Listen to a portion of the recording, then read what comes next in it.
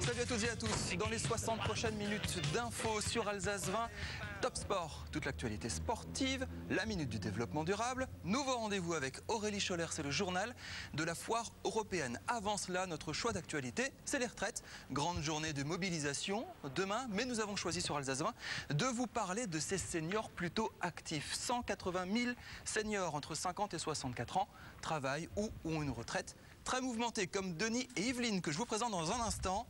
À Eiteren, c'est leur appartement, ça c'est leur voiture, ça va être leur maison pendant un an. Pendant un an, Denis et Yveline vont parcourir l'Amérique du Sud et l'Amérique du Nord. Ils sont à la retraite depuis la semaine dernière, ils sont enseignants, 57 ans. Et pendant un an, ils vont vivre une très grande aventure. Nous en parlons avec eux à Eiteren, à quelques semaines de leur départ. Suivez-moi.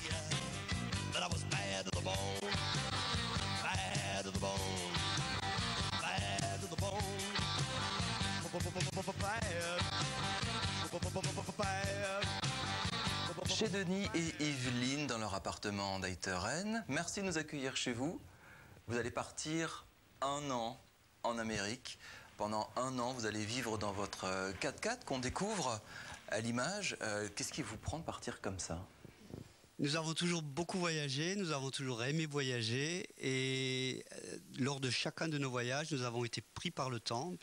Bien que nous, en tant qu'enseignants, nous ayons chaque fois eu l'occasion de voyager pendant un mois, ce qui n'est pas donné à tout le monde, mais nous nous sommes toujours jurés de pouvoir un jour prendre le temps de nous poser, d'aller au fond des choses et de voir les gens vivre. Yveline, comment ça se prépare en voyage d'un an ?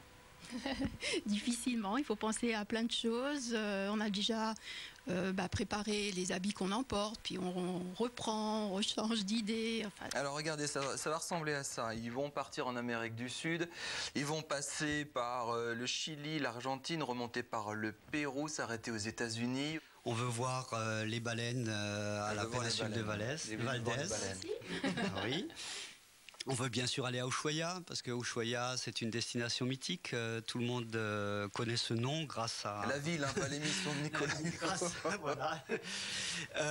Nous allons longer la cordillère des Andes, prendre les pistes à travers la cordillère des Andes. Ce qui est amusant, c'est qu'ils ont attendu 4 jours après leur retraite pour se lancer. C'est ça, vous êtes à la retraite depuis jeudi dernier, enseignant à Eiteren. Alors dès que vous arrêtez de bosser, hop, on file dans le 4x4. Oui, enfin, ça fait 2 ans que tu prépares le voyage, depuis un an plus intensément, et puis là encore plus intensément, mais ça ne nous est pas venu comme ça en 4 jours. Sur tous les pays que vous avez déjà visités, vous retenez quoi ? Qu'est-ce qui vous plaît le plus quand vous allez là-bas ? Le sourire des gens, l'accueil, les couleurs. Les couleurs des costumes en Inde, par exemple, les couleurs des roches en Australie, aux États-Unis, c'est des émotions.